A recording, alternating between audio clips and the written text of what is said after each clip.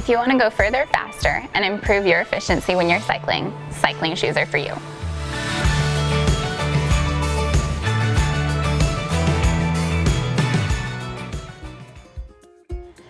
There's two main styles when it comes to cycling shoes. You've got a road shoe and a mountain style shoe.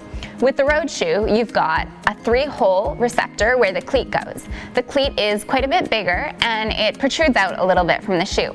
With the mountain style shoe, you're going to have a 2-hole receptor, and because of the tread on the outside, the cleat is going to be recessed into the shoe, making it a lot easier for you to walk. So how do you decide which shoe is for you? If you're the kind of person that likes to get on your bike and just go, and the only time your foot touches down is when you're ready for your coffee stop at the end, you might want to look at the road style shoe.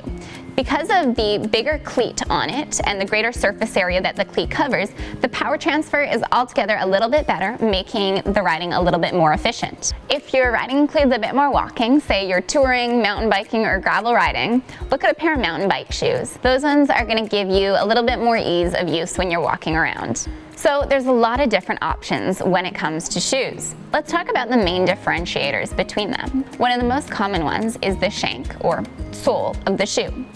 As you move up in price, you move from a plastic shank to a carbon shank. The carbon shank has a lot better power transfer, and it also eliminates any hot spots you get rubbing, that sort of thing, on your foot, making it far more comfortable on longer rides. The second thing that you'll notice is the different retention systems. Base level shoes are going to have Velcro straps. Now, technology has gotten a lot better, and the Velcro straps are interspersed. So you notice they don't form one line, but they're a bit offset from each other. So it eliminates some pressure points. But Velcro is not the best, and you still might find you get some pressure points. As you move up in price, you'll find that mid-range shoes feature a BOA retention system with one Velcro strap. The BOA system eliminates any pressure points and evens out the retention along the top of your foot, making it far more comfortable. The top-end shoes will have just the BOA system, no Velcro whatsoever. Now, let's talk about how a cycling shoe should fit. There's a couple things you want to look for. You may be tempted to walk around in your cycling shoe like you would to test out the fit of a running shoe, but that's not the best judge. So here's what you should do. Put on your cycling shoes and tighten them to a comfortable point.